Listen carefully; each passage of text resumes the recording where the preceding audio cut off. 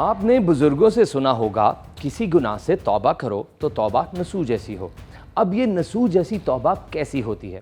یہ واقعہ بڑا دلچسپ ہے۔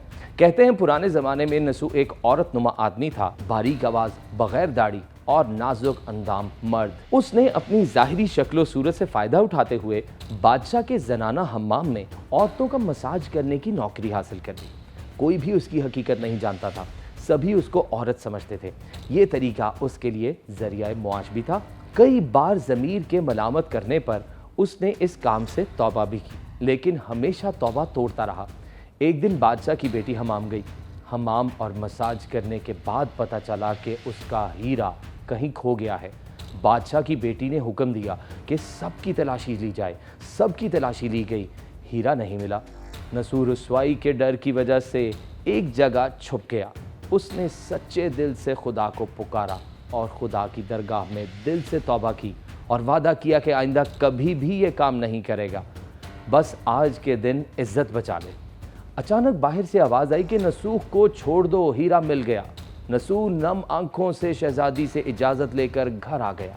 نسوح نے قدرت کا کرشمہ دیکھ لیا تھا اور ہمیشہ ہمیشہ کے لیے اس کام سے توبہ کر لی۔ نسوح نے دیکھا کہ اس شہر میں رہنا اس کے لیے مناسب نہیں ہے۔ سبھی عورتیں اس کو چاہتی ہیں اور اس کے ہاتھ سے مساج کروانا پسند کرتی ہیں۔ جتنا بھی غلط طریقے سے مال کمایا تھا سب غریبوں میں بانٹ دیا اور شہر سے نکل کر کئی میل دور ایک پہاڑی پر ڈیرا ڈال کر خدا کی عبادت میں مشغول ہو گیا۔ ایک دن اس کی نظر ایک بھینس پر پڑی جو اس کے قریب گھاس چر رہی تھی۔ اس نے سوچا کہ یہ کسی چرواہے سے بھاگ کر یہاں آ گئی ہے، تب تک میں اس کی دیکھ بھال کر لیتا ہوں جب تک اس کا مالک نہ آئے، لہٰذا اس کی دیکھ بھال کرنے لگا۔ کچھ دن بعد بھینس نے بچہ دیا اور نسوح اس کا دودھ استعمال کرنے لگا۔ کچھ دن بعد ایک تجارتی قافلے کے افراد راستہ بھول کر ادھر آ گئے جو سارے پیاس کی شدت میں نڈھال تھے۔ انہوں نے نسوح سے پانی مانگا۔ نسوح نے سب کو دودھ پلایا۔ قافلے والوں نے نسوح سے شہر جانے کا راستہ پوچھا۔ نسوح نے ان کو آسان اور نزدیکی راستہ دکھایا۔ جانے سے پہلے تاجروں نے نسوح کو بہت سارا مال دیا۔ نسوح نے ان پیسوں سے وہاں کنواں کھدوایا۔ آہستہ آہستہ وہاں لوگ بسنے لگے اور عمارتیں بننے لگیں۔ وہاں کے لوگ نسوح کو بڑی عزت اور احترام سے دیکھتے تھے۔ رفتہ رفتہ نسوح کا شہر بادشاہ تک پہنچا، وہی بادشاہ جو اس شہزادی کا باپ تھا۔ بادشاہ کے دل میں نسوح سے ملنے کا بڑا اشتیاق پیدا ہو گیا۔ نسوح کو پیغام بھیجا گیا کہ بادشاہ اس سے ملنا چاہتا ہے۔ نسوح نے بادشاہ سے ملنے سے معذرت کر لی۔ بادشاہ کو بہت تعجب ہوا۔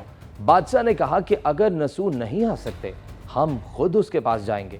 جب بادشاہ نسوح کے علاقے میں داخل ہوا تو خدا کی طرف سے ملک الموت کو حکم ہوا کہ بادشاہ کی روح قبض کر لی جائے۔ اس زمانے کی رسم و رواج کے مطابق اور بادشاہ کو نسوح سے ملنے کی وجہ سے لوگوں نے نسوح کو تخت پر بٹھایا۔ نسوح نے اپنے ملک میں عدل اور انصاف کا نظام قائم کیا اور اسی شہزادی سے شادی کر لی۔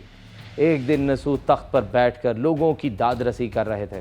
ایک شخص وارد ہوا اور کہنے لگا کہ کچھ سال پہلے میری بھینس گم گئی تھی، آپ کی عدالت سے اپنی بھینس کا طلبگار ہوں۔ نسوح نے کہا کہ تمہاری بھینس میرے پاس ہے، آج جو کچھ میرے پاس ہے وہ تمہاری بھینس کی وجہ سے ہے۔ نسوح نے حکم دیا کہ اس کے سارے مال اور دولت کا آدھا حصہ بھینس کے مالک کو دیا جائے۔ وہ شخص خدا کے حکم سے کہنے لگا، اے نسوح جان لو، نہ میں انسان ہوں اور نہ ہی وہ جانور بھینس ہے، بلکہ ہم دو فرشتے ہیں، تمہارا امتحان لینے کے لیے آئے تھے۔ یہ سارا مال اور دولت تمہارے سچے دل سے توبہ کرنے کا نتیجہ ہے، یہ سب کچھ تمہیں مبارک ہو۔ وہ دونوں فرشتے نظروں سے غائب ہو گئے۔